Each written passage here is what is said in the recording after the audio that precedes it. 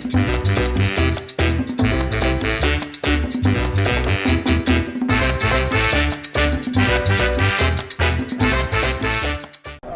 I'm Karen Cannell. I'm on the ODTUG Board of Directors. I'm here with Jorge Rimblas. Sorry to stumble over your name.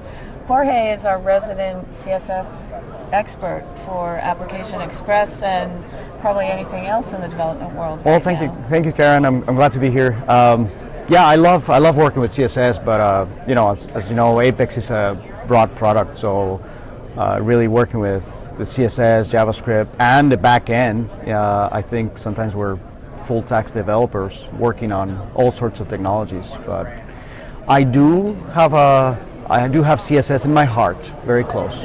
Your passion shines. It's just fun to make applications look pretty and an extra pop or something visual. I think if you have nice details, your applications look better and people like them. If people like how your application looks, I think they're better users. They're happier with it.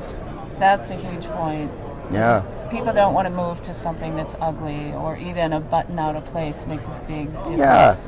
Alignment. They become harder to use. Applications that don't look nice are harder to use. And you're so good at the little niceties that give like that extra little flair that just make it look professional. No, thank you. Thank you. I love paying attention to those little details. I'm very detail oriented. Some may use a different word for that, but I've heard that word. Yes. Detail oriented. We're gonna leave it at that word. So tell us what happens on Thursday with the Apex Cannell. Oh yeah, Thursday. Thursday is very exciting. We are doing, for the second year, we're doing the Let's Wreck This Together Apex Talks. Yeah. And I should do hashtag Let's Wreck This Together, right? Mm-hmm. That came from Joel Kalman's doing a presentation where he said, we're gonna wreck it together. So I remember that presentation. It was epic, right? So we started the Let's Wreck This Together Apex Talks. When I was starting as Apex content chair, I didn't want to do a 2-hour presentation on Thursday after the end of the conference, and I really couldn't bring myself to ask anyone to do that. Right. So I figured, we're gonna ask multiple people to present for 10 minutes on whatever they want. A demo, inspirational talk, very technical, really any topic. We did it for the first time last year in Chicago, and now we're gonna bring it back, and tomorrow is the day we do it again. Yay. Yeah. Yay. Can you give us a hint on what we might see, or is that? No, absolutely. Secret? What is not secret is we're going to have great presenters. Scott Spendolini, Dimitri Gilis, Martin D'Souza. We have Vincent Vorneau is going to be announcing Apex Nitro. Yeah, we'll get into that maybe. And we have a very special guest considered, which is not normally somebody we associate with Apex. So we have Carrie Millsap presenting. Nice. Joel Kalman. I know I'm missing there like 3 names, but it's a very exciting lineup. Not this year. He presented last year, although he may be a backup. We'll see, because somebody's not feeling well. Oh, cool. Well, I look forward to Thursday. Me too. And then next year's conference, you have a big role, very big role. I do, and now that you said it like that, it kind of sinked in a little bit more. No, thank you.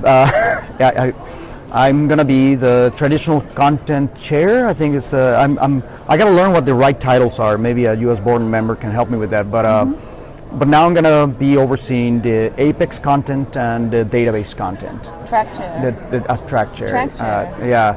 So it's very exciting, very challenging. It's almost like now crossing the Apex side and going more into database, which is not really crossing, right? We are Oracle developers are hard, and that's where we start. So it's really just making sure that we all global community of developers that use Oracle and can learn from each other. And I think I know there's a lot of talk.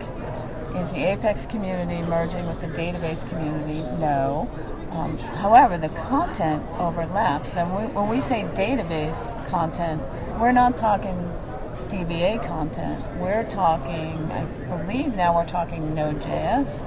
We're talking Docker where that applies. Absolutely. We're talking lots of JavaScript now because that's what we as developers need nowadays.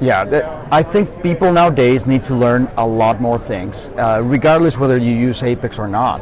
It's really covering a wide gamut of technologies. And yes, sometimes there's a blurry line, right? And you've done a fair share of Apex projects where you, as you know, we spend a lot of time coding PL SQL code and working with the database. Sometimes you finish the Apex side and then you spend lots of time on business logic and making something work. So we are Oracle developers and we all can use that knowledge. Oh, I think it's essential because I find that, as you said, business logic-wise, I spend my time with my customer figuring out the flow and the business logic, building my packages, figuring out what add-ons they need. Is Node a fit? Is Apex Office print a fit? Absolutely. What tools do I need? And then if I do that right, the building of the Apex part, because if they've enhanced Apex so much, I know, that I don't have to do as much little CSS things. I don't have to do as much little JavaScript things to get that where I want. Right. The rest of my stuff is that database development work. Absolutely. I agree with Joel Kalman. I think their job is to make us look good, and they do a really good job at it. They make us look good. Right? It's really nice. Yeah. It's kind of fun. It's fun being an Apex developer, I think. It is.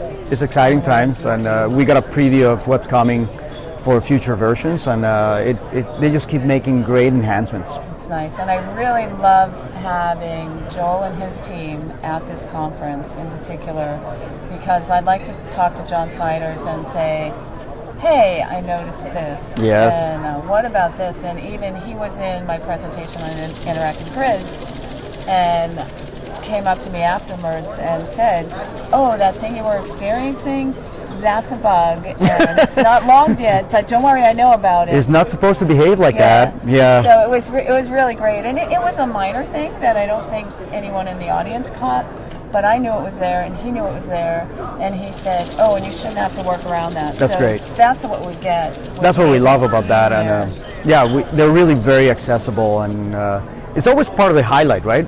Being able to sit down with them and talk one-on-one about any miscellaneous topic, and talk about their families as well. We're becoming friends. I love seeing Joel's family here, playing with Monty's family. I know the kids are all having, pizza night tonight. Yeah. Event, so. I didn't know. I didn't bring my kids. Yeah.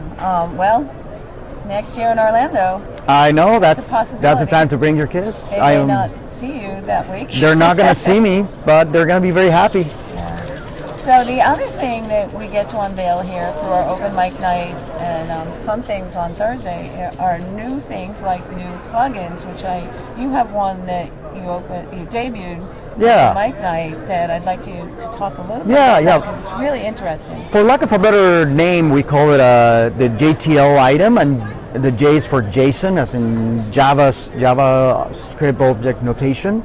So the concept is, see, today when you do a translation, when you have to translate your data, you have a base table. Many people will have a base table and you'll have translation tables.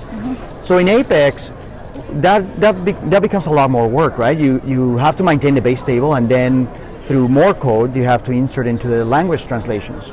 So the concept that we're using in this plugin is that your translations are now inside the column that is being translated in a JSON structure.